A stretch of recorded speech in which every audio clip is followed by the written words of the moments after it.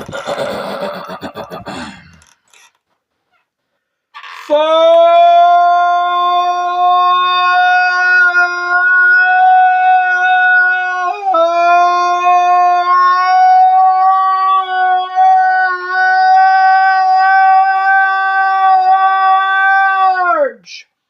Gang!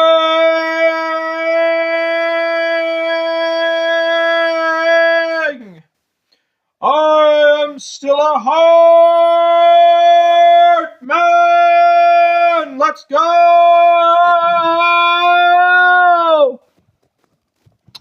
I am your host, Imperatorofforge, otherwise known as Forge Warhammer.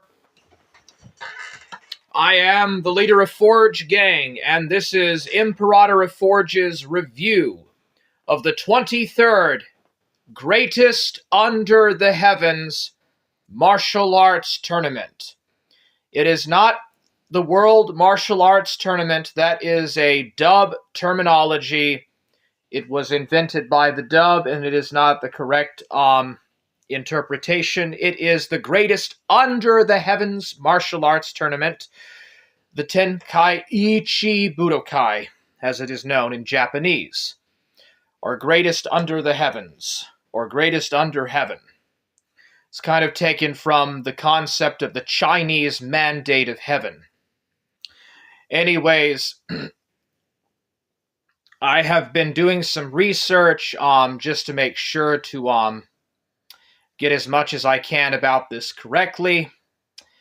This is much like the previous two Greatest Under the Heavens martial arts tournaments that came before.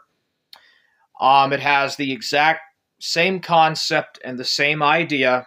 Preliminary competitor rounds, quarterfinals, semifinals, and finals. And I know, it gets old, but this is the story.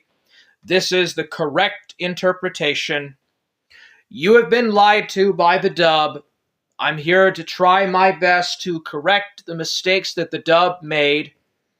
And so let's get into it. Akira Toriyama's editor, Toroshima, who was his first editor, Toroshima was Akira Toriyama's editor from the beginning of Dr. Slump all the way down to about this time period, about the Saiyan arc. And during this time, Toroshima complained that Goku's character was way too plain. Goku was just a character that Toriyama invented off the fly, basically.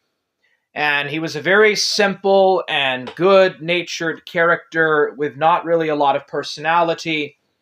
That is, until the Devil Emperor Piccolo or the Demon King Piccolo arc began in circulation, and Toriyama finally started to put a bit more into Goku's personality. If he hadn't have already done it in the 22nd Budokai, he was beginning to do it in the Devil Emperor Piccolo arc, which I've already covered, and in the 23rd Tenkaichi Budokai arc, a lot of Dragon Ball fans mark this as the golden age of Akira Toriyama's writing.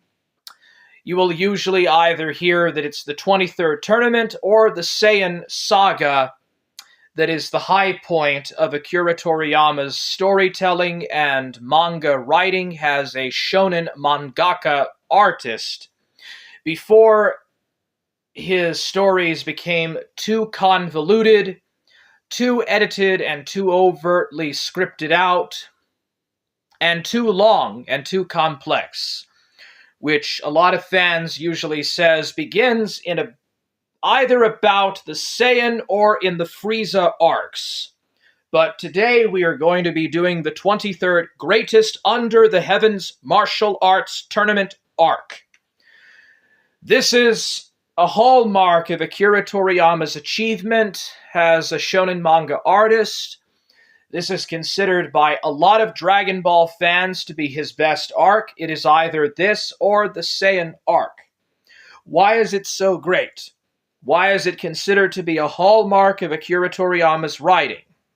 Well, it probably is likely because it runs right around the shift from Dragon Ball to Dragon Ball Zeta or Dragon Ball Z. And there are quite a few Easter eggs that are also thrown out. So let's go ahead and dive into this. Keep in mind that there will be no review of the filler episodes. The training that Son Goku did under Mr. Popo for about 4 episodes will not be covered because this is a review of the manga and not the anime. Likewise, the 5 episodes where Goku and Chi-Chi travel around the world to try to stop the flames of to try to put out the flames of Mount Frypan and destroy Chi-Chi's mother's beloved wedding dress will also not be covered. These are filler episodes. They were not part of the original manga, and so they will be completely crossed out and walked over. So we begin 3 years after Goku began his training under God Sama. 3 years. And we are back on Papaya Island, and we are at the Tenkaichi Budokai. Bulma has grown up into a very beautiful woman. She is fully grown up. If she had not already been grown up, she is grown up now. Roshi, Oolong, Puar, and Lunch are there. Bulma arrives in a taxi cab. They're talking and discussing about the upcoming preliminary battles. And right out in the middle of the rain, some man walks up. The guy seems familiar, and he gives Bulma an umbrella to help cover her from the rain. The person looks very familiar, and at first, no one recognizes who this man actually is. But then the truth actually comes out. The person who is standing before them is none other than Son Goku in the flesh. Yes, indeed, it is quite a mic drop. This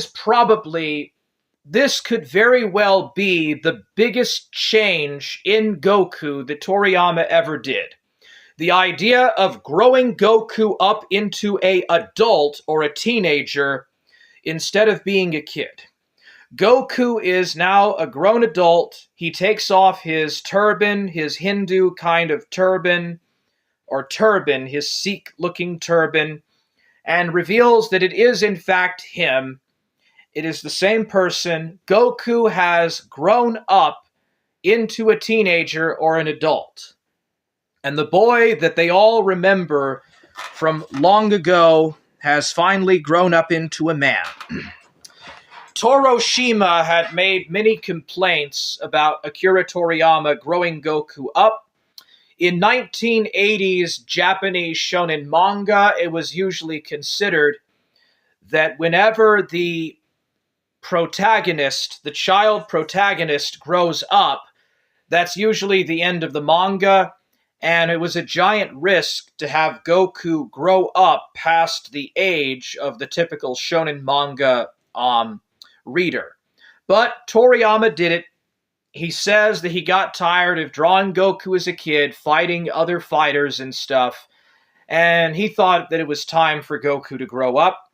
And that's what happened. And you know what? I think it paid off in the end. So Goku is now a teenager or something, and he is a lot taller. Krillin, Yamcha, Ten Shinhan, and Chaozu also show up. Krillin is also now an adult. Bulma is an adult. Yamcha is fully grown. Everyone reunites. It has been a long 3 years of very tough and brutal, otherworldly training. Everyone is trained hard.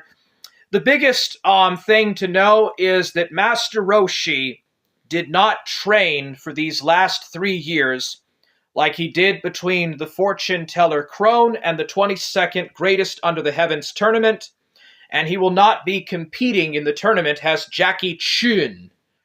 In fact, Tien asks him if he will be competing, and he will not. At this point, everyone has surpassed Master Roshi. He is no longer the strongest fighter in the world as he had been before, and he will not be giving them his turtle kanji martial arts suits as he had done before. This will no longer be required because they are no longer students of Master Roshi. Everyone has now gone their own way in the road to martial arts. So there will not be no more Turtle Hermit students or no more competing martial arts schools. Everyone goes their own way and has now surpassed Roshi. This is an arc of completion and self-mastery. It is the work of one's inner zen and the mastery of a true martial artist. Regardless, Goku, Krillin, Yamcha have their Turtle Hermit outfits that they put on because they want to fight in the tournament under the kanji of the Turtle Hermit school. And so the preliminaries take place. Because of the attacks that were done on assassinating martial artists 3 years before, less numbers of martial artists compete in the preliminary or the qualifying rounds. There are only 86 martial artists in total who will compete in this tournament. Regardless, Goku sees a very mysterious woman who tells Goku that he forgot his promise to her, which is very strange. But there is this woman who is following Goku around. She seems attracted to Goku, but she doesn't say much.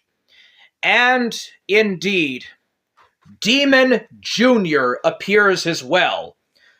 Piccolo Demon Jr. or Piccolo Devil Jr. has also joined the tournament, just as God and Mr. Popo had said that he would do. And indeed, Goku is very excited to fight Demon Jr. in the tournament. And so the preliminary rounds get underway. Chaozu uses his psychic abilities to make it to where everyone goes into separate blocks. Goku has a rematch with King Chappa, the same guy that he fought in the 22nd Greatest Under the Heavens Budokai 3 years before. King Chappa attacks first. Goku vanishes in a flash, hits his pressure point from behind, and King Chappa's knocked out. Keep in mind that this was the winner of 2 Greatest Under the Heavens martial arts tournaments, and Goku wins.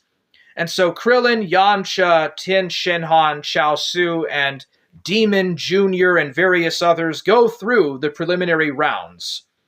And they all fight hard, and they make it to the finals. There's only 86 martial artists, and when it is said and done, there are only 8 finalists.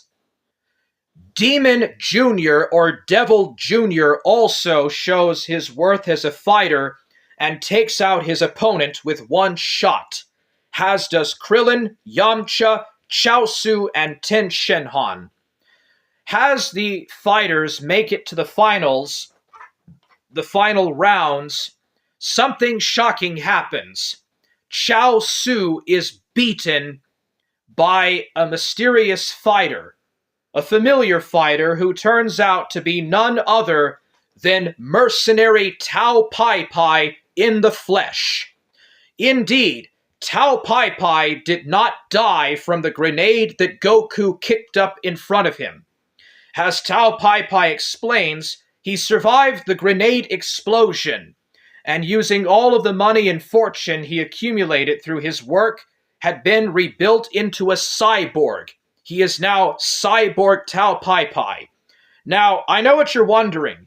You think that, Dr. Gero had something to do with mercenary Tao Pai Pai being rebuilt as a cyborg.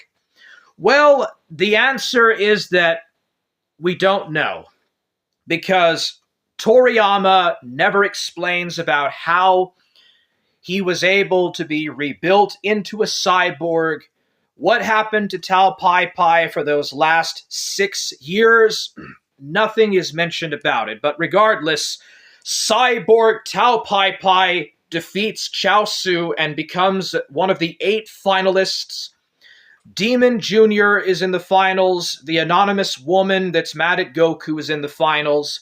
They all make it to the finals, and so we can get past this point. But it isn't as, it's not really detailed like in the previous 2 tournaments.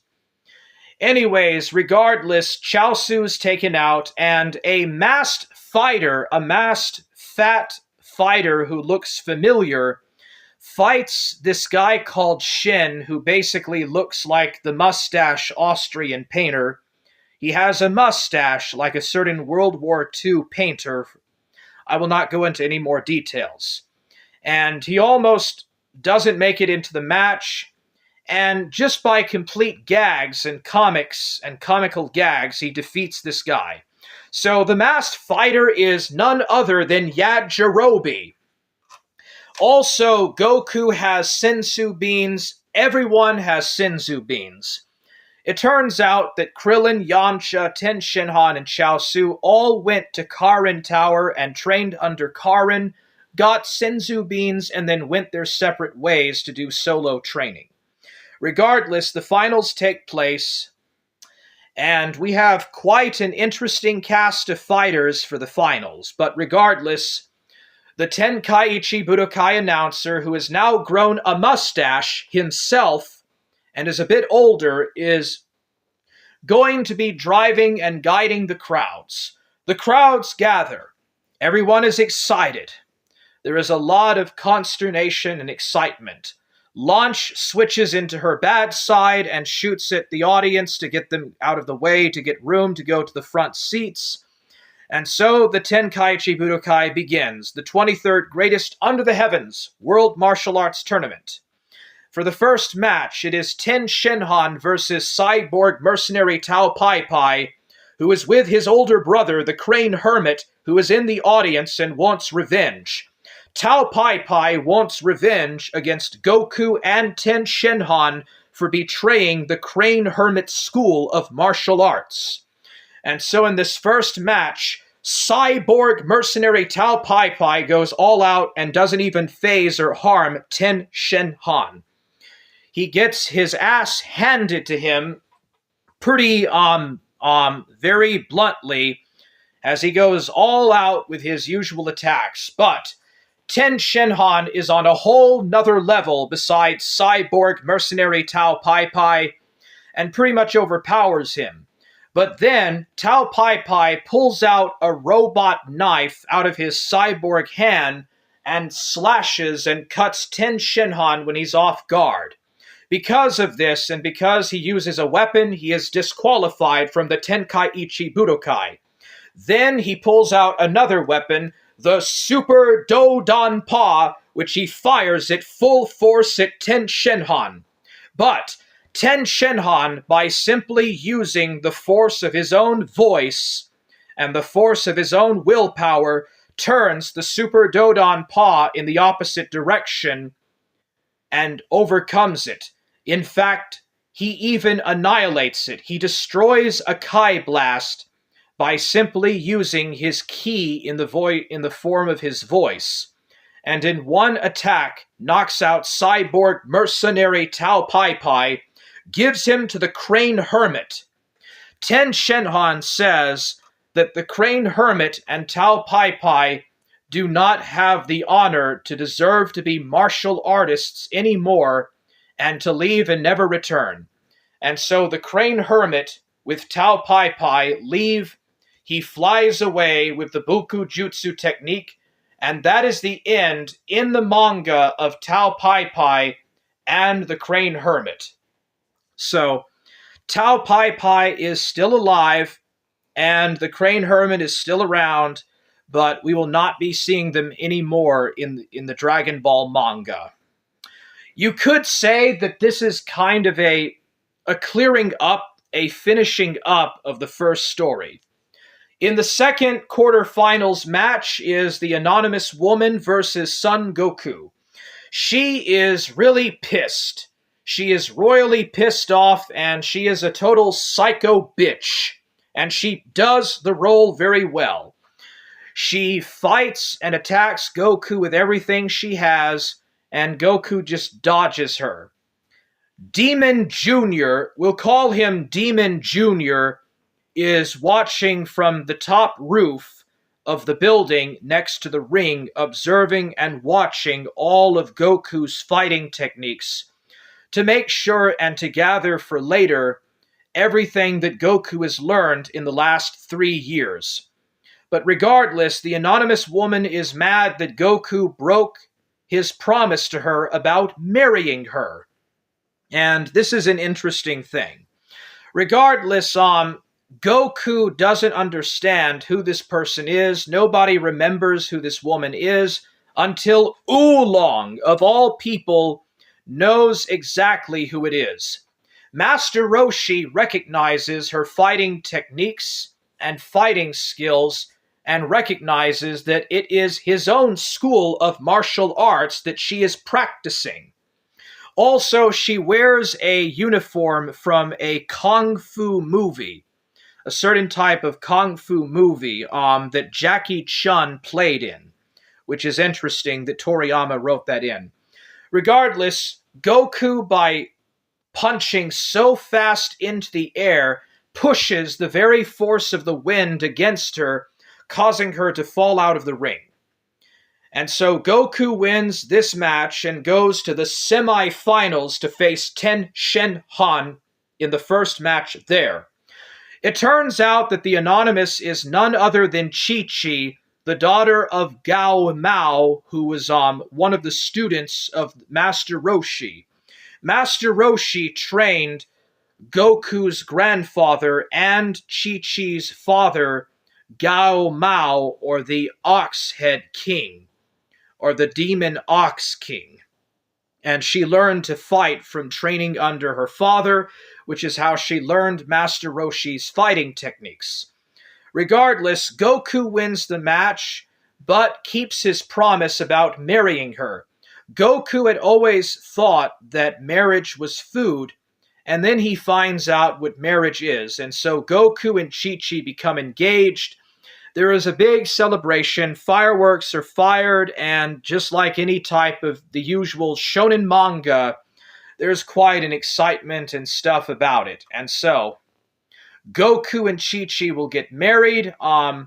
The promise that Goku made all the way back in the first Dragon Ball adventure, all the way back when Goku first learned the Kamehameha from Master Roshi at Mount Frypan or Frypan Mountain, or Mount Piazu when he put out the flames of Mount Piazu, are kept. And so Goku and Chi-Chi are engaged. For the third match, it is Demon Jr. versus Krillin. Now, this is interesting because Krillin was killed by a member of the Demon Clan, the Demon Tambourine. And now in this tournament, Krillin is fighting against Tambourine. And so the match begins and they start fighting, and it's a pretty cool fight. Krillin fires Kai blasts. He flies in the air because he knows the Buku Jutsu, the sky dancing technique, so he can't be completely thrown out of the ring. And there's all sorts of flips and fighting moves, and I guess it's a pretty cool fight. I would say that this is the best fight that Krillin ever does. In Dragon Ball Z, Krillin does do some things, but usually it's in a second role, and Krillin is kind of not in a leading role. This is probably the last time that Krillin or Krillin really is an important fighter, as he goes all out firing yellow Kai blasts and he actually fires Kai blasts that follow his opponent around, which means that his Kai blast follows around Demon Jr. and hits him almost. However, Demon Jr. has his own techniques.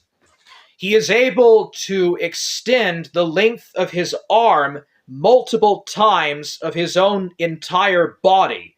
He extends his arm, grabs Krillin, extends back, punches Krillin into the air, kicks him, does a somersault punch or a knuckle junk punch on Krillin.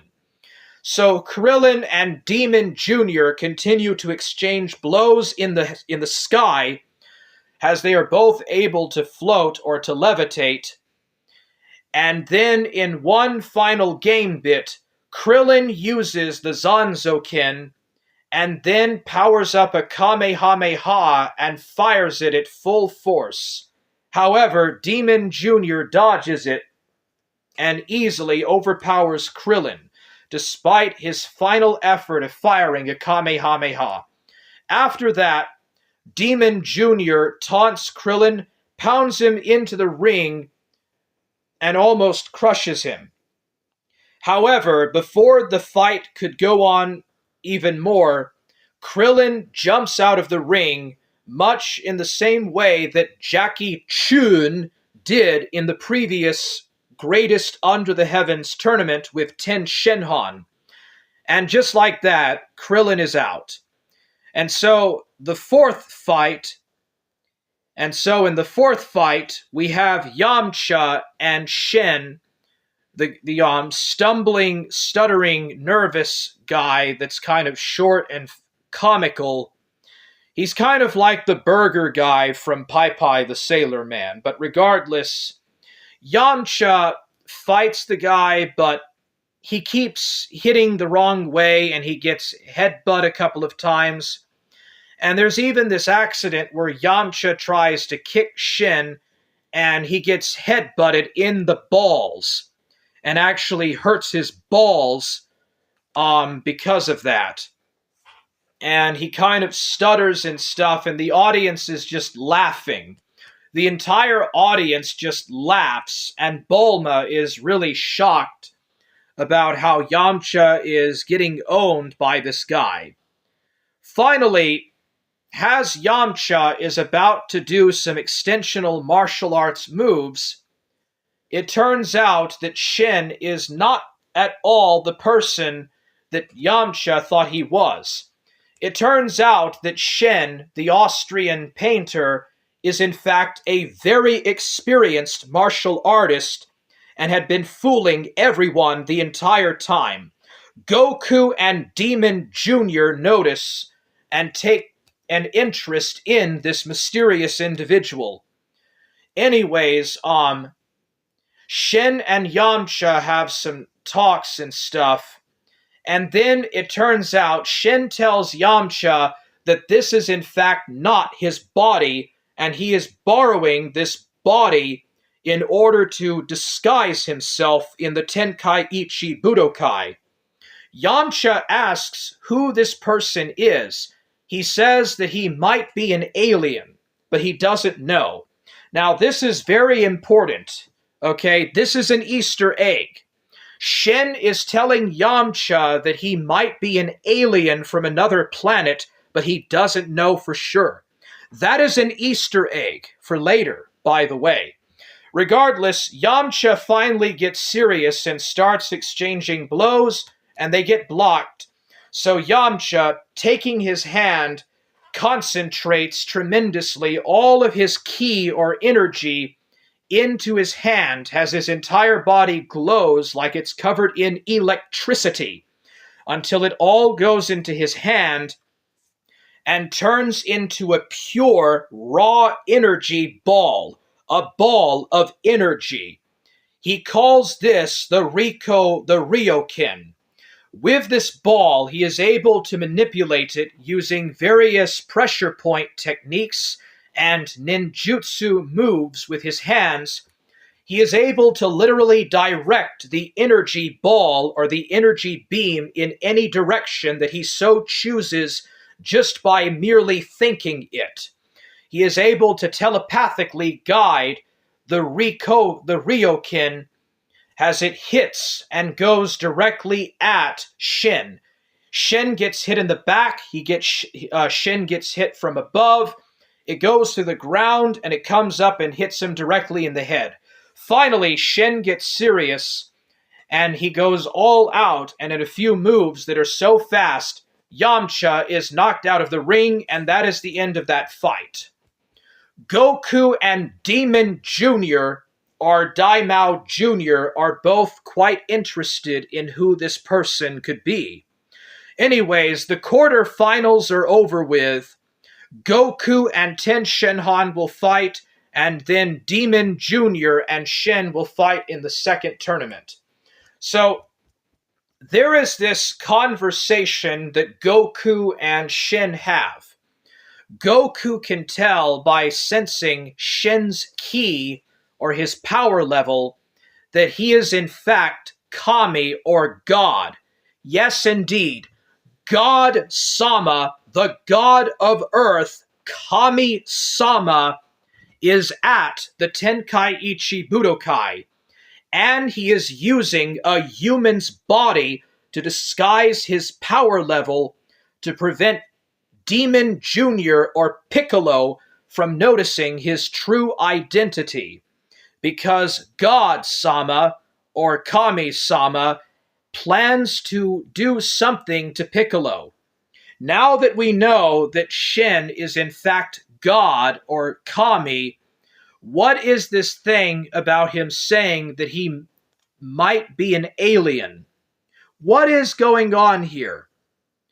How is it that the god of Earth, the creator of the Dragon Balls, and the person responsible for expunging the evil of Devil Emperor Piccolo in the first place, might in fact be an alien?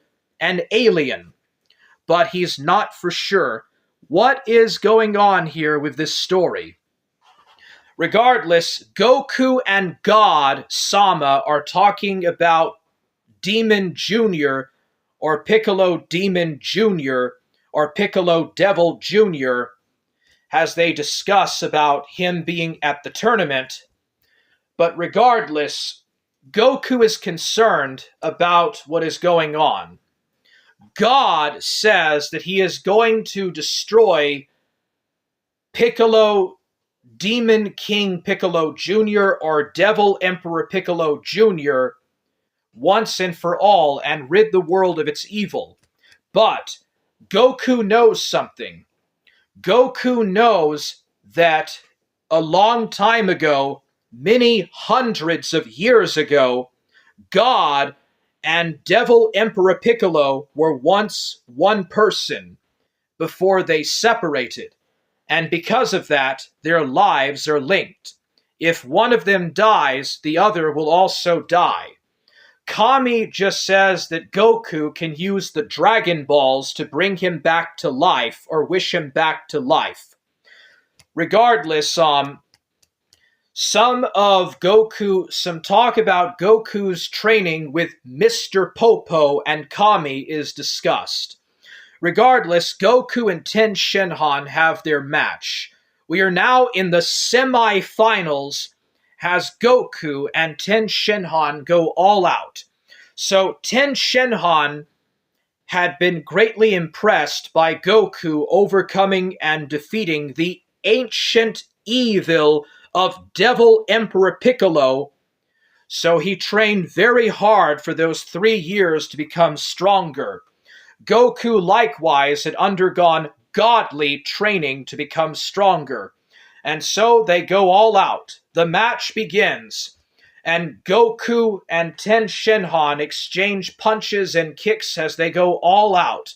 Both Goku and Ten Shinhan grab each other's hands, and they force themselves and push each other in the middle of the ring.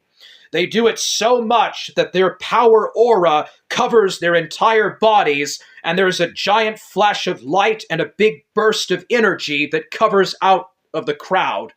It is truly amazing. Anyways, as they begin to glow, as their ki auras begin to glow, they start exchanging punches and kicks and they fight. Eventually, Goku and Ten Shinhan go up into the air and they start fighting. Now, Goku does not know the Buku Jutsu. Instead, Goku, using the force of the wind under his feet, is able to glide. Goku doesn't know how to fly yet. And so Goku and Ten Shinhan are fighting way up, miles and miles up in the air. And then Ten Shinhan is able to kick Goku out of bounds of the ring.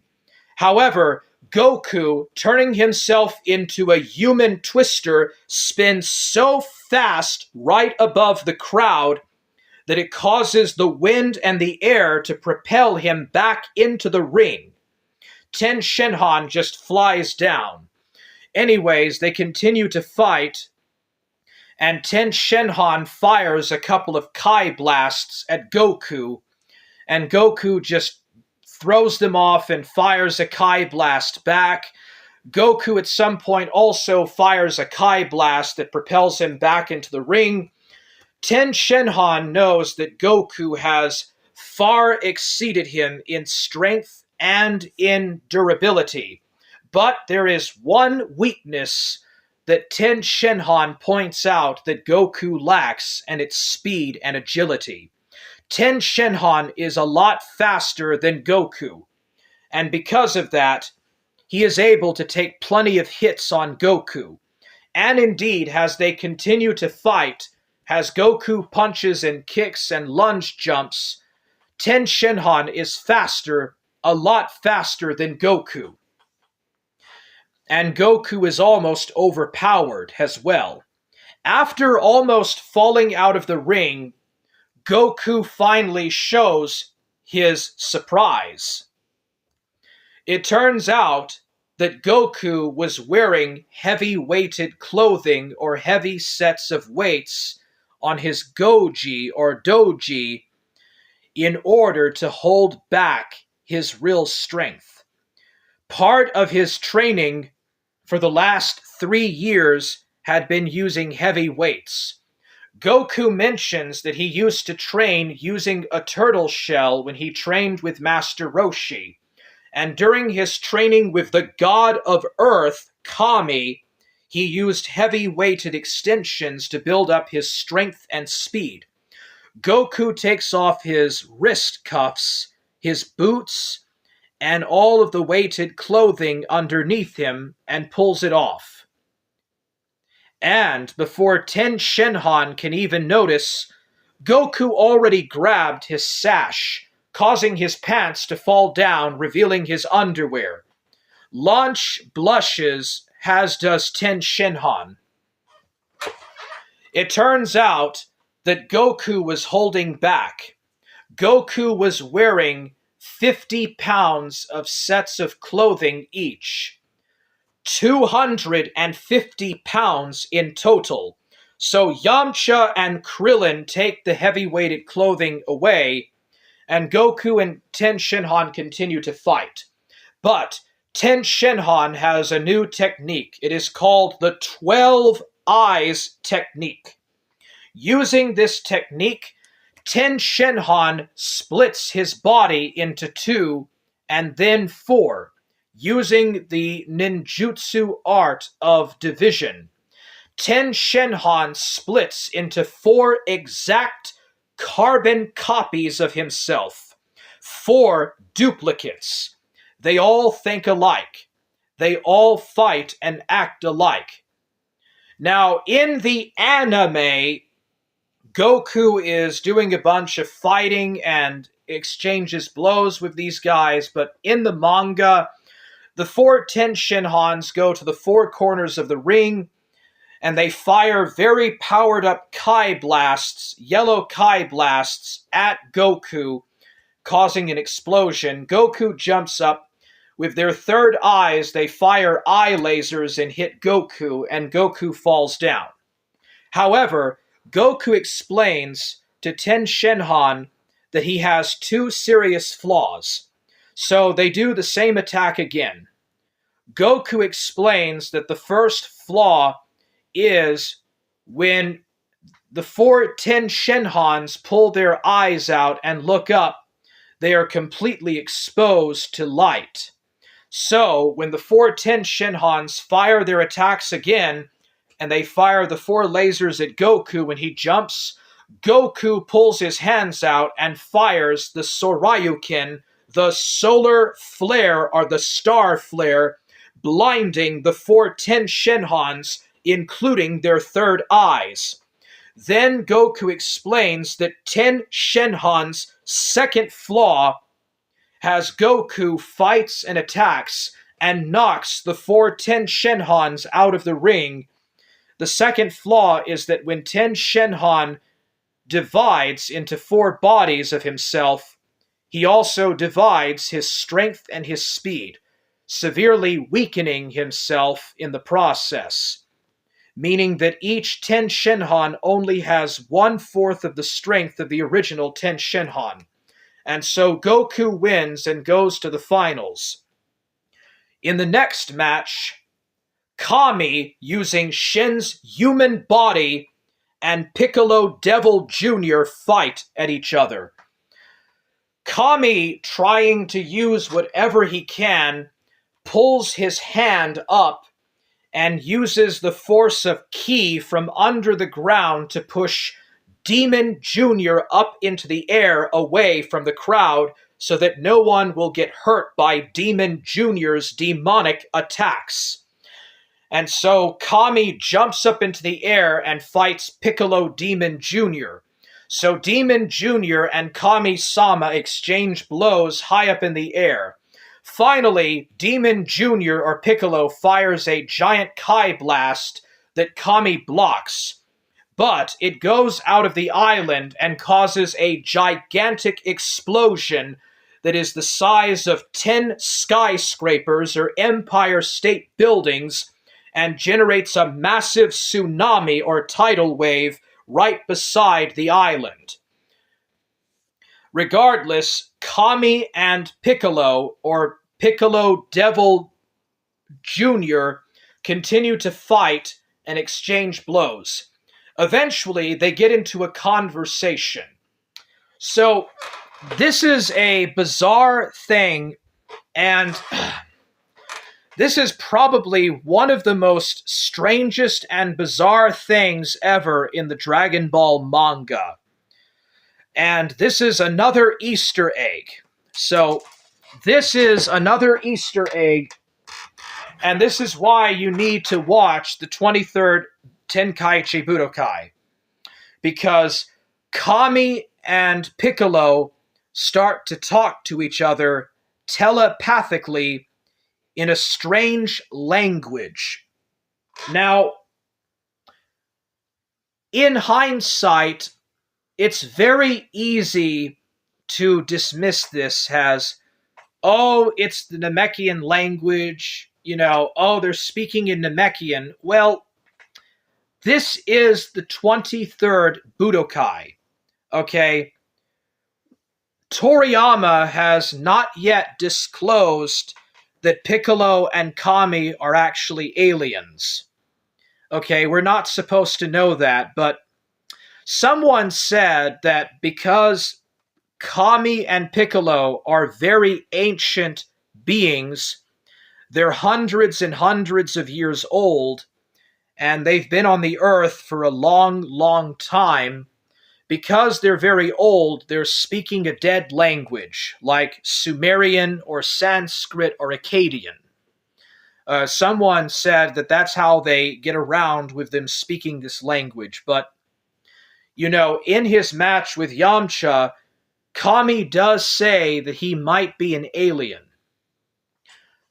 And Akira Toriyama said that when God appears, or when God does appear, he kind of began to think about retroactively retconning him as an alien.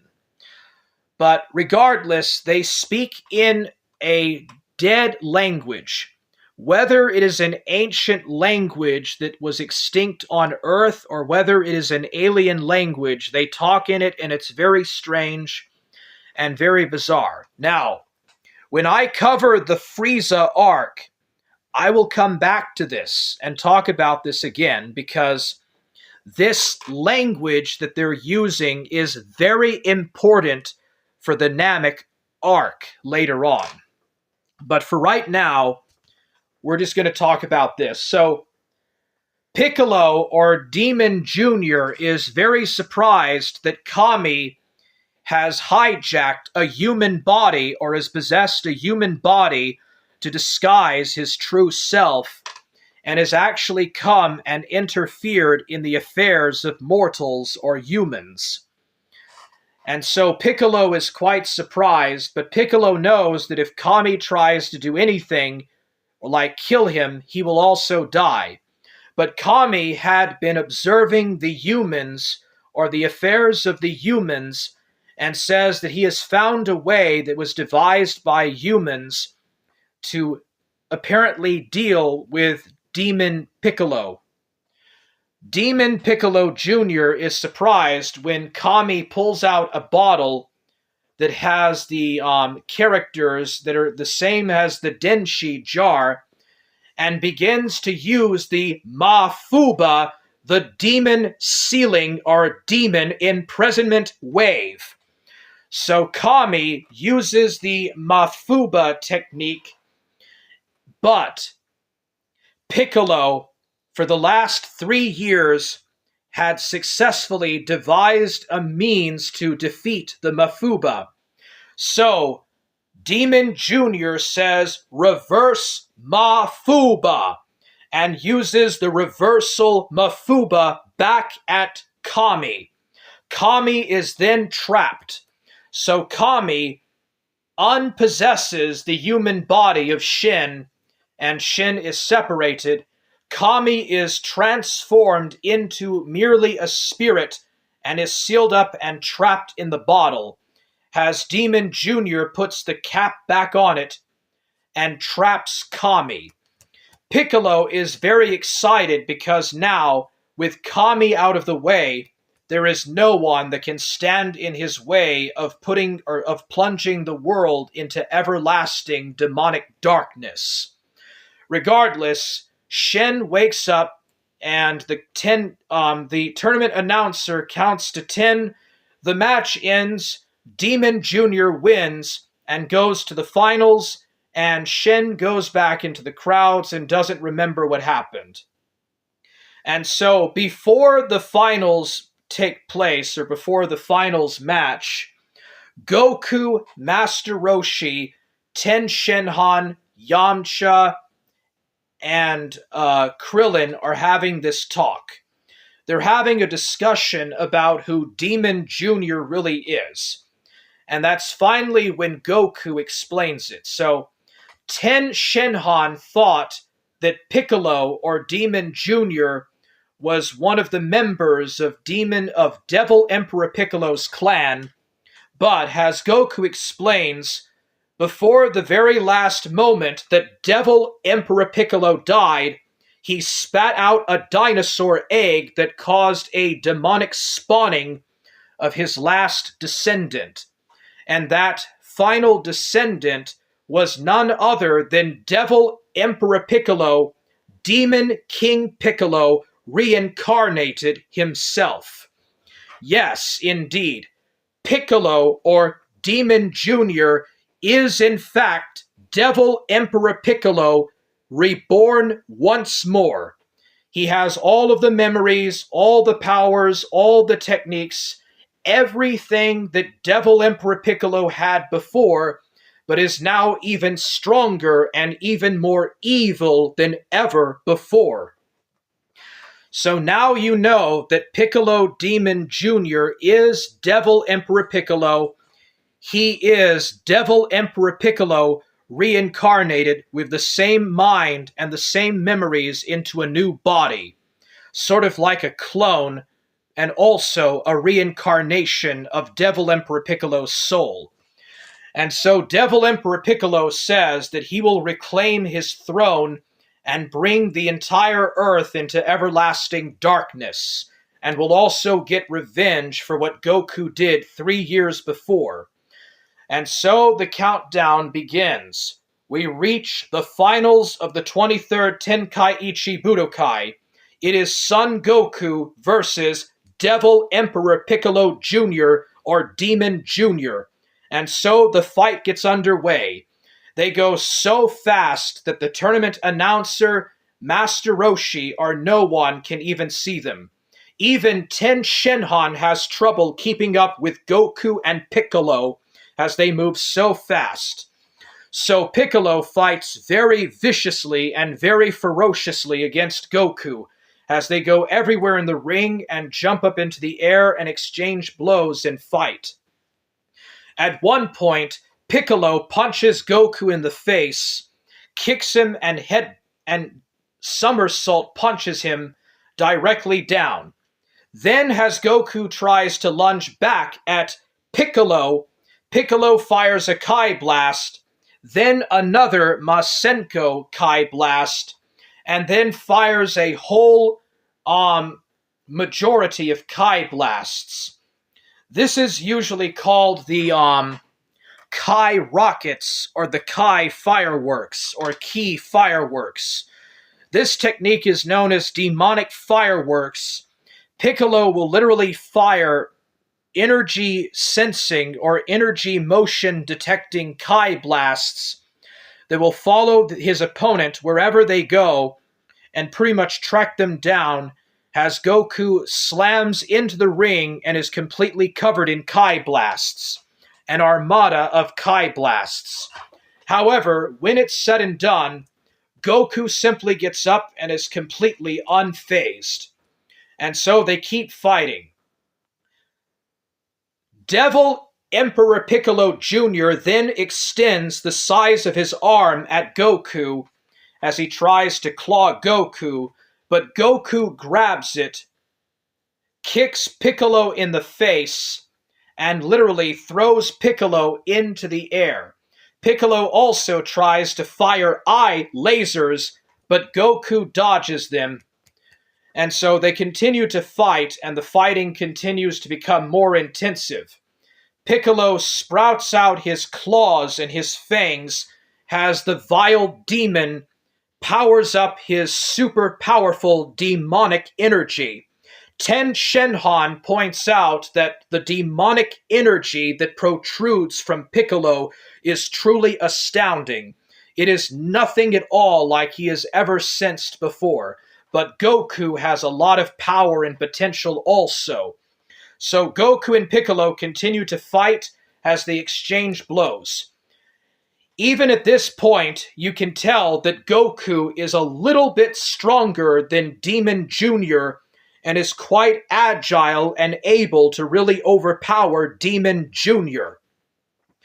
But regardless, it also at different times seems as if they're evenly matched. Goku and Piccolo grab each other's arms and they push at each other like in wrestling or in sumo wrestling. But Goku eventually gains the upper hand. Goku with his knee kicks Piccolo in the face, knocks him out. Piccolo, using both of his arms, extends and grows his arms demonically at Goku. But Goku kicks one of the arms, grabs Piccolo with the other, pulls him in his face and elbow slams him, and then picks Piccolo up and throws him into the air. Then Piccolo fires a Kai Blast. Piccolo powers up a giant Masenko Kai Blast. Goku knows what will happen if that Kai Blast hits the tournament stadium, so Goku flips up and kicks it or fires a small energy blast and forces it. Goku, using the mere force of his own Kia attack, an energy attack that pushes the wind, reverses the course of the Masenko.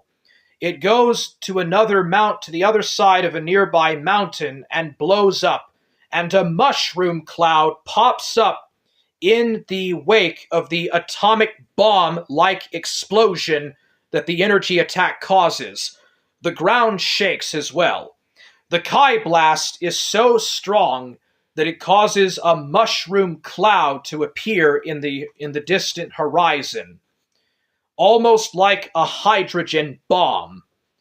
Goku realizes that he must protect the lives of the people at the greatest under the heavens martial arts tournament. But Piccolo points out that there is nothing that Goku can do to save the lives of the humans that he will rule over. So Piccolo powers up 2 Masenko Kai blasts and fires them in a full demonic blast. But Goku has the Super Kamehameha, part of his training under God.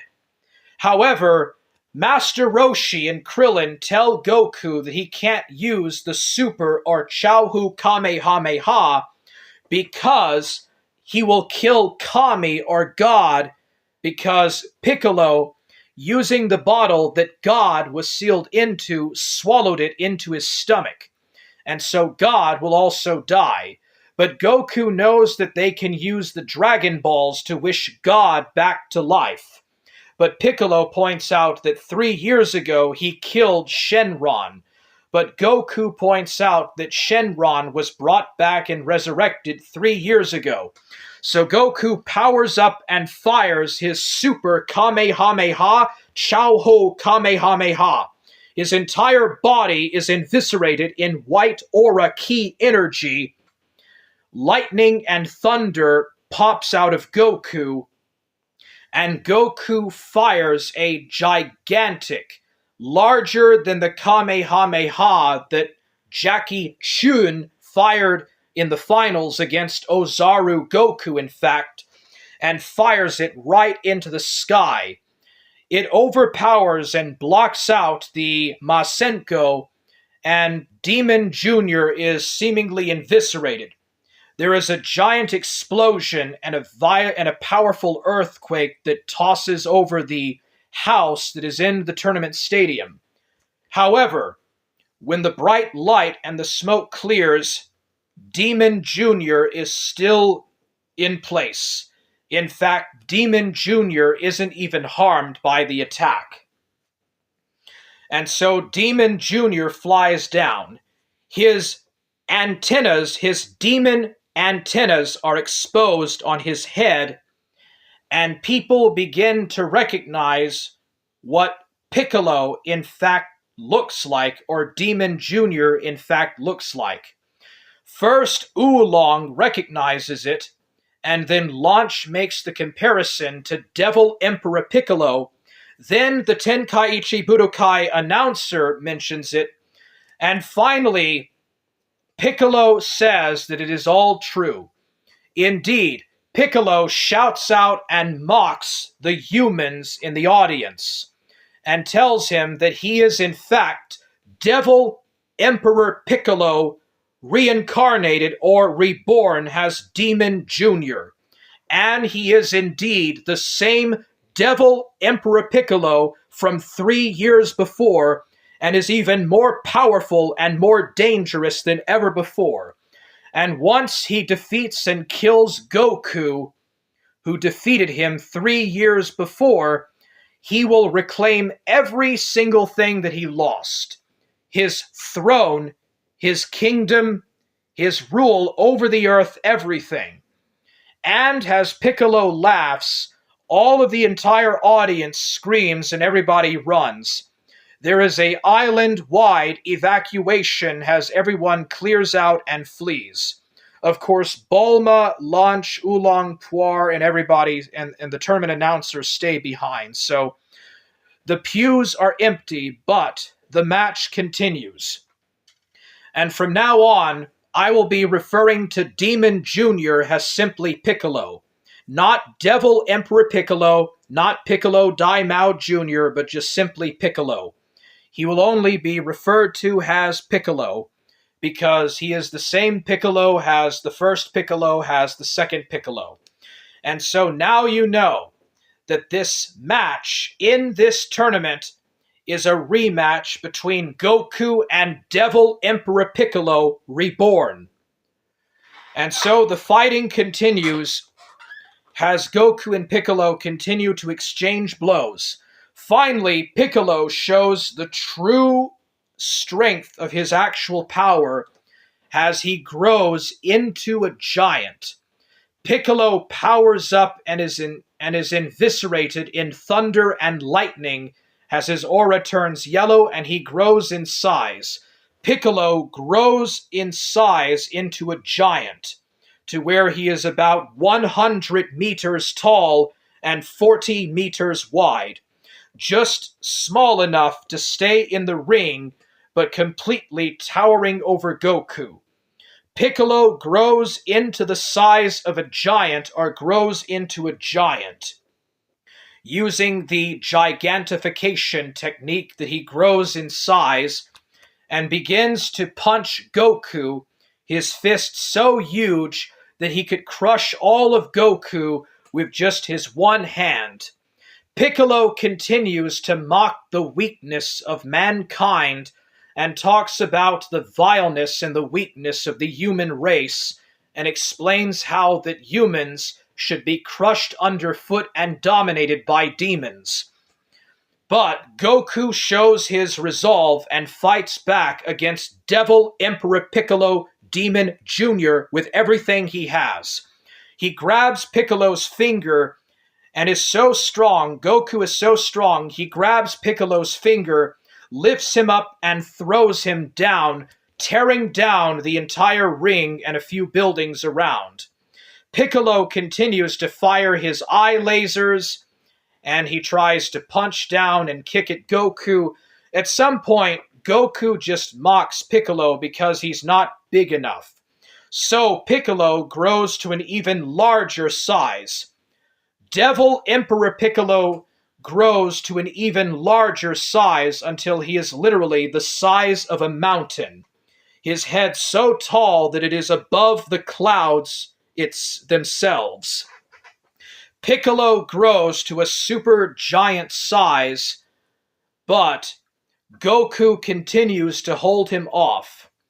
Master Roshi and the others try to tell Goku to throw the match and to try to join forces and fight together against Devil Emperor Piccolo, but Goku refused to throw the match. Goku refuses to throw the match and insists that it is still the World Martial Arts Tournament, and he has to abide by the rules of the tournament, as does Devil Emperor Piccolo. So Goku, using a Kamehameha, actually propels himself into Piccolo's mouth and goes down into his stomach. And then Piccolo spits out or vomits out Goku. Goku comes back out, and Goku has a surprise. After doing multiple flips and running at a super speed, Goku goes back down to the bottom and shows that he has the bottle that contains God. So Goku throws that bottle to Krillin or Yamcha. Krillin breaks it open, or pulls off the cap, and a cloud of smoke pops out. A voice is heard, and almost like the appearance of a genie, the cloud transforms into God, Sama's spirit, and Kami returns back into his physical form and is freed from the reversed Mafuba. Kami is finally freed. Now, of course, Kami looks just like Devil Emperor Piccolo before he had his youth restored with the Dragon Balls. So everyone is really confused about Kami, and Kami resembling Devil Emperor Piccolo. So Goku has to explain to them that that is Kami, who is in fact the good counterpart of Devil Emperor Piccolo. Master Roshi is truly surprised to see Kami-sama in person, and says that it is truly quite a pleasure to meet God, or Kami, for the first time. Regardless, Goku and Piccolo get back to fighting. Devil Emperor Piccolo, or Piccolo Demon Jr., is pissed off at Goku, so he alters the size of his body. This time he becomes smaller. Piccolo shrinks back to his normal size and then tries to strike and punch Goku. Goku is almost off guard, but at the last second, Kami blocks Piccolo's punch and stops him from hitting Goku. Goku then insists that Kami back off and let him fight. Kami explains that Devil Emperor Piccolo is a danger to the entire world and must be destroyed and killed, but Goku insists that Kami step out of his fight and that he finish the match, which he does. So Goku, being a sportsman, lets Piccolo punch him and gives him a free punch. So Piccolo does that, and Goku is pushed right into a wall of bricks. Goku gets up like it's nothing, and they continue to fight. And so Piccolo and Goku continue to punch and attack. Their auras power up as it causes a explosion and a brush of wind like a tsunami instantly. And then Goku uses a multiple image Zanzoken, a super Zanzoken or a super after image attack, and almost overpowers Piccolo Demon Jr. Then Piccolo goes into the air and flies into the air, and Goku pursues him. Piccolo surprises him by doing a punch. Then Piccolo vanishes in a flash, appears behind Goku, somersault punches him, and kicks him. Goku is about to fall out of the ring, but Goku fires a miniature Kamehameha that pushes and propels him back into the ring. Then Goku surprises everyone. He fires a Kamehameha from his feet. Yes, that's right, you heard me. Goku fires the Kamehameha from his feet, using it like a rocket to punch at Piccolo. Goku double punches Piccolo and double kicks him. Then Piccolo fires energy waves from his antennas out of his forehead, his green antennas. They look like alien antennas. He fires electricity or lightning and electrocutes Goku, stopping him from attacking. Eventually, Piccolo fires a Masenko Kai Blast at Son Goku, which Goku easily dodges, but then the attack follows him. Goku has to jump around and does flips and cartwheels and a bunch of stuff because the Kai Blast is tracked or locked on to his energy signature. Yes, that's right. No matter where Goku goes, even if he jumps into the air, the Kai Blast will follow him instantaneously, as it is locked onto him like a heat-sensing missile. Regardless, Goku, using the Super Sanzoken, or the Super After Image, performs multiple after images around Piccolo. Then he jumps and runs right in front of Piccolo, uses the after image, or the Zanzoken, and then the Kai Blast hits Piccolo directly, causing an enormous explosion. Once the smoke is clear, Piccolo's arm is bleeding out.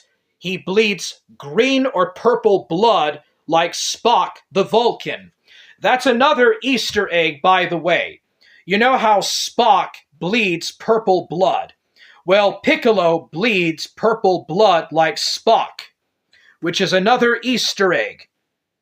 Regardless, Demon Jr. remains untaunted. He grabs his arm, rips it off. He rips off his entire arm, has purple blood spews out everywhere, throws it to the side, and regenerates his own arm. Instantly, using some of his ki, Piccolo regenerates his entire arm like a lizard or a reptilian. Then Piccolo gathers all of his demonic energy in one final all-out frontal attack on Goku. Goku tells everyone to flee and retreat. And because there is not enough time, Ten Shenhan fires the Taiko Ho, or the Tri-Beam, like he did at the end of the previous Greatest Under the Heavens martial arts tournament. He fires the Kiko Ho, it creates a deep hole, everyone gets inside and covers up. Kami is reluctant and wants to stay behind and help Goku, but Launch kicks Kami's ass and forces him to get into the hole. Piccolo gathers up all of his remaining demonic yokai energy into one. His entire body flashes, his skin, his fangs, his very antennas glow brightly. Then a powerful lightning aura eviscerates him, has thunder and lightning energy pops out of him, and then Piccolo pulls out his arms and fires his gigantic self-propelling explosion attack. Goku puts his arms up and blocks it at full force. The explosion covers over all of Papaya Island in a giant explosion. So Papaya Island is about the size of one of the Hawaiian Islands, or one of the islands of Hawaii. And Piccolo creates an explosion that covers the entire diameter of it like a hydrogen bomb as it just blows right up to smithereens. All of the houses, all of the buildings, all of the skyscrapers, the entire city, the entire island, which is like bigger or about the size of Manhattan, probably the size of Rhode Island. An entire radius the size of Rhode Island is completely destroyed in a hydrogen bomb explosion. All of it by Piccolo. Once the dust is cleared, Goku had successfully blocked the attack. Piccolo is truly surprised that Goku is stronger than he is. And indeed, Goku runs off at full speed, punches Piccolo in the stomach so hard that Piccolo spits out blood. Piccolo coughs out blood. And then Goku does several multiple kicks. Everyone is truly surprised and excited and happy that Son Goku is winning. Even Kami is surprised. Master Roshi points out that it just seems that no matter what the challenge is, and no matter the difficulty of the challenge, Goku just gets stronger and stronger, and it's as if there is no end to Goku's potential. Goku will just keep getting stronger and stronger the more he fights, and he fights better the more he does it. Kami or God Sama points out that both Devil Emperor Piccolo and Goku are more powerful than he is. In the past, Kami and Devil Emperor Piccolo were about the same, but in fact, Mr. Popo and Kami were more powerful than Devil Emperor Piccolo, but because of those 3 years of training, Piccolo is now 1,000 times more powerful than Kami, and Goku is also 1,000 times more powerful than Kami is. They have both surpassed Kami by leaps and bounds in strength. And so Goku continues to fight as he goes at full aggressive force. Goku kicks Piccolo in the head, punches him in the stomach, performs multiple kicks and punches and overpowers Piccolo, kicks Piccolo into the air, somersault punches him until Piccolo falls into the ground, creating a giant crater. Then Goku jumps up high into the air and fires a Super Kamehameha. Everyone rushes and hides as it hits, causing a gigantic explosion that causes a mushroom cloud to appear, almost like an atomic bomb explosion. The ground shakes and there's a giant explosion. As the dust settles, there is a crater and it appears that Devil Emperor Piccolo is dead. Kami, of course, is still alive, and his life is linked to Devil Emperor Piccolo, so Devil Emperor Piccolo is still alive. And so the tournament announcer starts the 10 count. He counts 1, 2, 3, 4, 5, 6, 7, 8, and at the 9 count, Piccolo fires a Kai blast or a Masenko blast out of his mouth, and it goes right through Goku's upper torso, right through his internal organs. And what a shock it really is. Goku is now completely covered in blood. He is mortally wounded and is probably dying as we speak. Devil Emperor Piccolo, Demon Piccolo Jr., stands up and laughs maniacally. Now, in the anime, Goku, after sustaining this blood injury, continues to fight against Piccolo, as it did not hit any of his vital organs, and they continue to fight, but in the manga, there is no more fighting at this point. Instead, just as in the Goku and Devil Emperor Piccolo fight in the Devil Emperor Piccolo saga, Piccolo tortures Goku tremendously. Now, Ten Shinhan, Krillin, Yamcha, and the others try to jump in to help Goku, but Piccolo fires a key hand flash that covers across the ground, kind of like what Cell does when he's in a Kamehameha clash with Gohan. Piccolo, Ten Shinhan, and the others will fire Kai Blast at Cell. Cell will fire Kai Blasts back at them while he's trying to overpower Gohan. Much like this, Devil Emperor Piccolo fires a wall of energy that blocks Yamcha, Krillin, and Ten Shinhan off, preventing them from helping Goku. So Piccolo fires a Kai beam at Goku's foot, breaking his foot, and then he stomps and breaks or dislodges Goku's other leg. So both of Goku's hemmers or leg hemmers are broken. His arm is broken.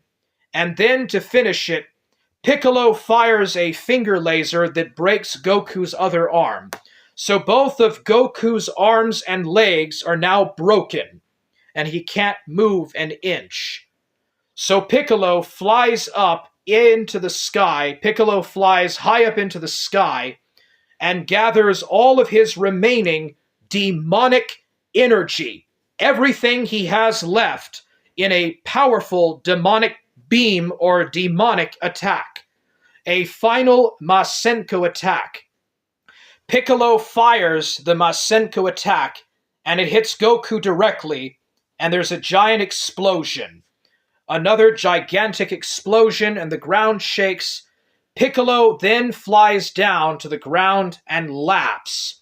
Piccolo laughs maniacally as he says that the entire earth, the entire world, and the fate of man is his to command, and says that the earth will fall into a new demonic future. But just when it seems that all hope is finally lost, Krillin notices something in the sky, a dot, a shadow that is coming quickly to where Piccolo is at. And then everyone else sees it, and by the time Piccolo turns his head and looks behind him, it is Goku. Goku has learned the sky dancing technique. In the anime, Goku already knew how to fly by the 23rd tournament, but in the manga, Goku did not know how to fly until this very moment. At the very last moment, Goku, using the Zanzoken, dodged the Masenko attack, and then, with all four limbs broken and mortally injured with blood gushing out of his upper torso, Goku, using the Buku Jutsu, flies right behind Piccolo, and just as Piccolo looks behind and notices, Goku headbutts Piccolo directly, knocking him out. Electricity flies out everywhere as Goku headbutts Piccolo right in the chest, knocking him out directly. And so Goku and Piccolo are both knocked out. Piccolo is unconscious, and Goku hits the ground and falls in a little bit into the dirt.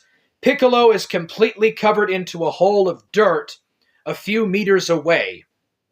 And so the match is over.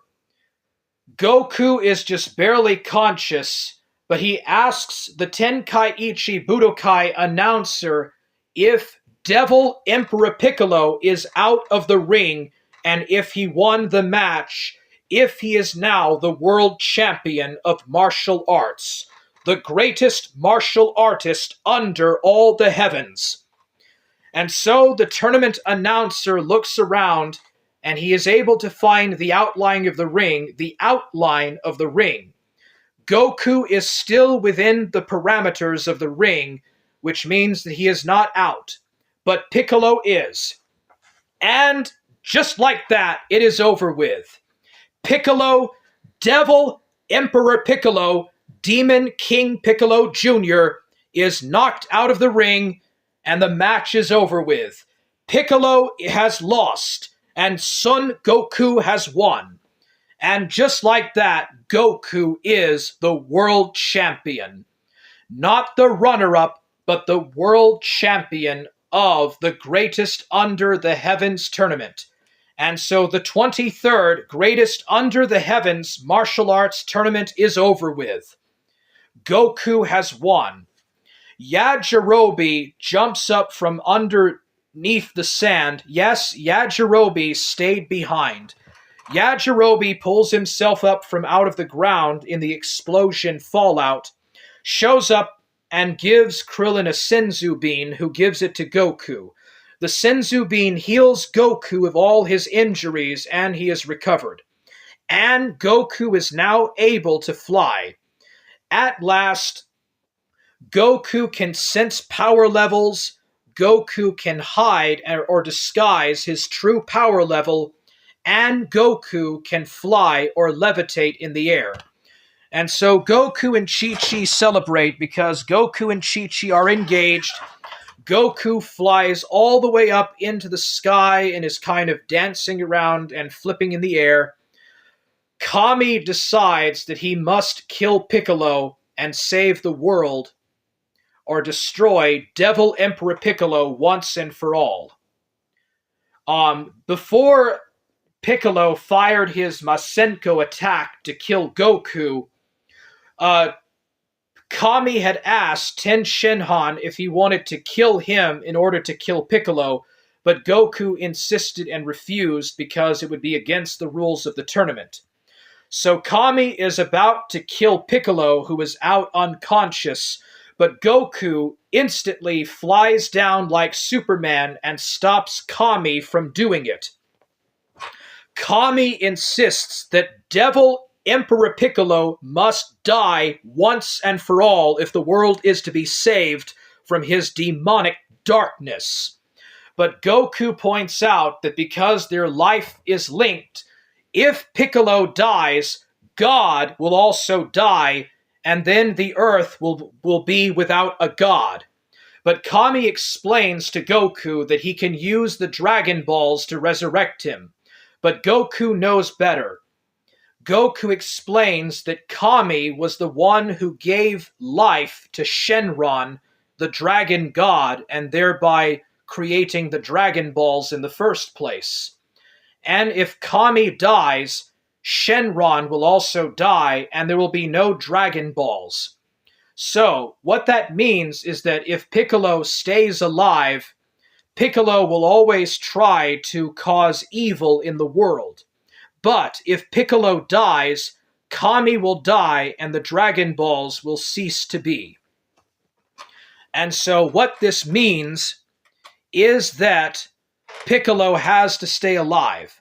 So Goku takes a Senzu Bean from Krillin, gives it to Piccolo, and it heals Piccolo. Yes, just like he does later with Cell, Piccolo is healed. Piccolo jumps off out of the way as if he thinks that Goku or Kami might try to strike him. But Piccolo is surprised. Goku tells Piccolo that he gave him a Senzu Bean to heal him and congratulates him on the tournament and becoming the runner-up for the World Martial Arts Tournament, but he lost. and Goku is now the world champion. And indeed, Goku is also awarded 100,000 zenny by the Budokai announcer. So Goku also gets 100,000 zenny and is world champion. Piccolo tells Goku that his greatest weakness is his emotions. His easygoing nature and his softness will be his ultimate undoing. Goku tells Piccolo that he is in need of a rival to deal with and to keep training. Piccolo tells Goku that they will meet again one day, and with that, Piccolo flies off into the air and leaves. Kami tells Goku that he did a very impressive job with what happened today, and then Kami pulls out his finger, a light pops out from his finger, and all of the clothing that Goku had is completely restored, including the heavy-weighted clothing. So all of Goku's fighting doji is completely fully restored instantaneously as it is materially regenerated by Kami or by God. Now here comes an interesting thing. So Kami decides that he wants to give the job of the God of Earth to Son Goku. He offers it up to Goku. Kami says that he is going to die one day, and he wants to train and prepare Goku to become the next Kami, the next God of Earth. Goku thinks about it and decides no. Now, this is interesting. It is interesting that at the end of OG Dragon Ball, Kami was going to give Goku his job. Probably because Kami realizes that Goku is a lot stronger than him now, and he is also better, really, at saving the Earth than Kami is. In fact, Krillin and the others remind Kami that Goku had saved the Earth once before from Devil Emperor Piccolo and has saved the Earth again from Devil Emperor Piccolo, or Devil Emperor Piccolo's reincarnation, Piccolo Devil Jr. Regardless, Goku turns down the job of being a Kami or the God of Earth, and Kami will continue to be the God of Earth. In fact, Goku pulls out his tongue and goes blah at Kami. And with that, Goku takes the 100,000 zenny money prize, takes the receipt of being the world martial arts champion, and takes his bride Chi-Chi, calls forth the Kento-Un, which comes down, jumps on the Kento-Un and flies off. Chi-Chi laughs, Goku laughs, and they head off to the horizon. And that is the end. This is the end of the 23rd Greatest Under the Heavens Martial Arts Tournament. It is also the end of OG Dragon Ball. This is the end of the story of Goku's initial adventures of becoming a martial arts master. Goku and Chi-Chi go off from Papaya Island on the Kento-Un, and then there is a page where Master Roshi pops out and says, "The story is not over yet. Go ahead and turn the page and see what follows." And that is it, ladies and gentlemen. So I am Imperatorofforge, and this has been my review of the 23rd Tenkaichi Budokai. So lots of fighting, lots of techniques, lots of interesting Easter eggs which are going to fall in place in the following story arcs that I will be covering. Because the language that Kami and Piccolo speak, that is an alien language that they speak and talk to each other in, is it an ancient human language that went extinct, or is it an alien language?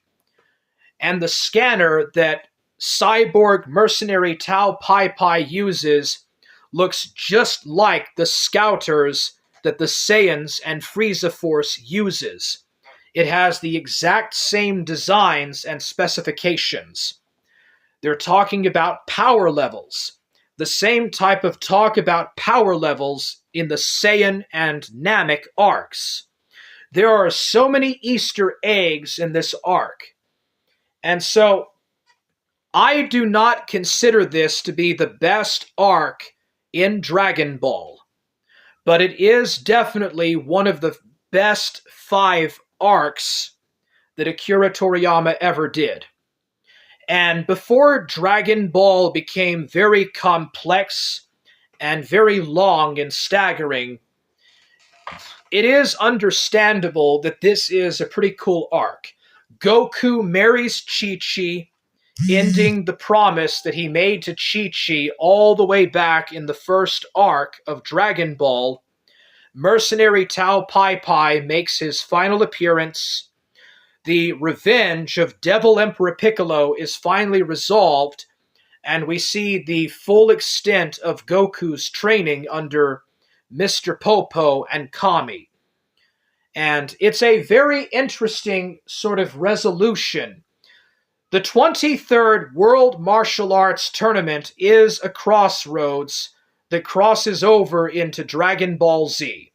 Goku grows up, comes of age, becomes the world champion, defeats Devil Emperor Piccolo once and for all, and rids the world of his evil for good, becomes martial arts champion, is promised the position of Kami of Earth, declines that offer, and subsequently engages and marries Chi-Chi, and together they have a son. Yes, indeed, Goku and Chi-Chi have a son. And Goku names his first son Gohan, after his grandfather. So just as Goku's ancestor was Grandpa's son Gohan, Goku's first son is therefore named Gohan. And in fact, here's another Easter egg.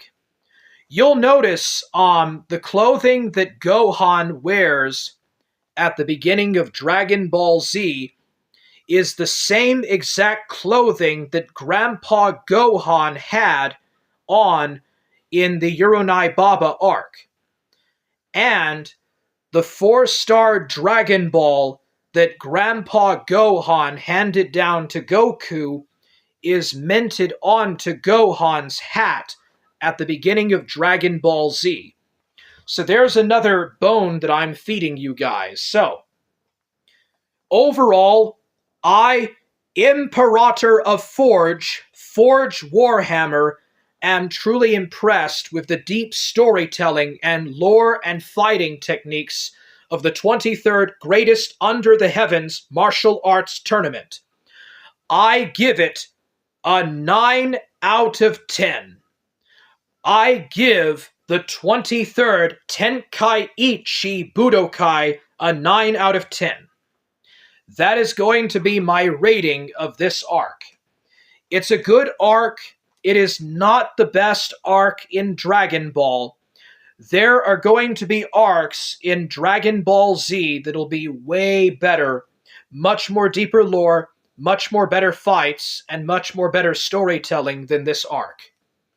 But the seeds have been sown. This is the end of Son Goku's first major adventure.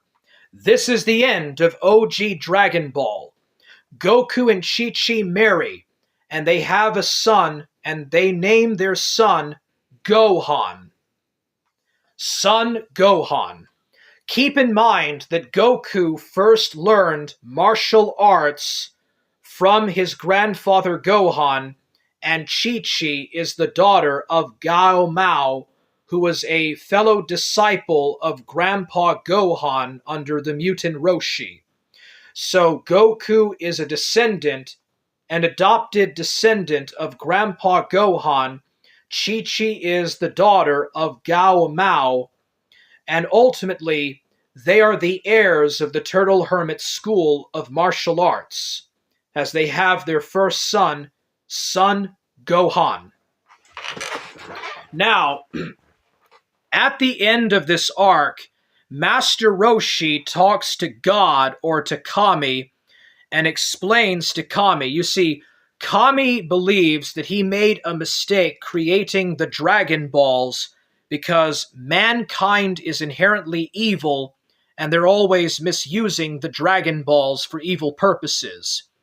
But Master Roshi explains that the Dragon Balls are in fact a gift, and if it was not for Kami creating the magical Dragon Balls, none of Goku or his friends would have ever met in the first place.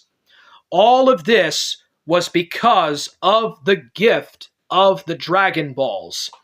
The first time that Goku and Bulma met at Grandpa Gohan's shrine with the dragon and talked about the Dragon Balls, Yamcha the Desert Bandit, who fought Goku in Yanzabit Desert,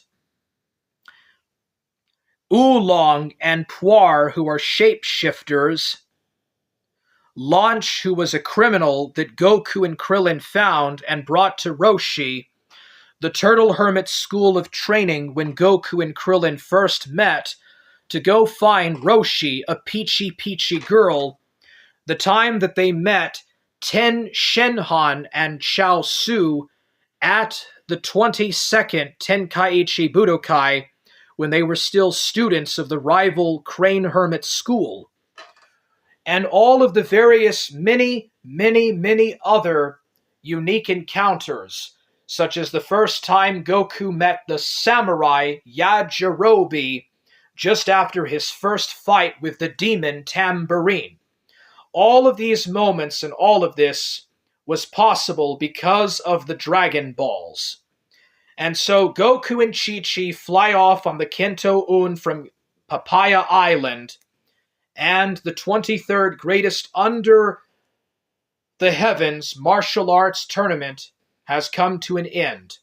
But way out in outer space, on planet Tritech, or Tritech, 3 mysterious beings who are on this planet are plotting something truly evil. One of the 3 speaks about a certain Kakarot, Kakaroto, or Kakarot, and says that he could go to this planet that is full of low life forms to find Kakarot, who had been sent to this world decades ago. And that is where I will end the story. And so we have Live by the Code VJLEE saying, Forge! Live by the Code says, God bless Forge Gang. And God bless you too, Code of Truth. Merry Christmas. This has been my review of the greatest under the heavens martial arts tournaments. I hope you enjoyed them.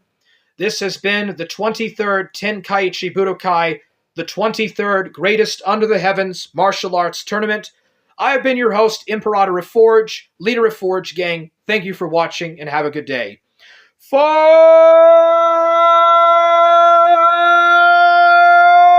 Gang! I am still a hard man! Stay hard! Bye for now.